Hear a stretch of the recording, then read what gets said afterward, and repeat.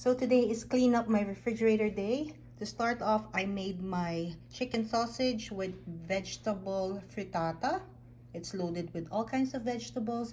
I have here my zucchini and some red bell pepper and some onion together with my chicken sausage that I got from the farmer's market. In here, I made mackerel stew.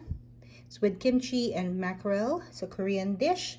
As well, we're pairing it with kimchi, fried rice.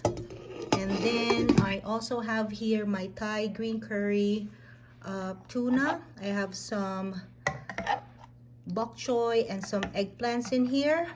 And then my sausage and vegetable skillet. I have here some bok choy, some corn, onion, and yellow zucchini, and I added my chicken sausage. And then for dessert, I have 2 bananas that I mashed and added some yummy and healthy ingredients to make this low-carb banana bread. There you go, guys. This is what I made to clean up my refrigerator.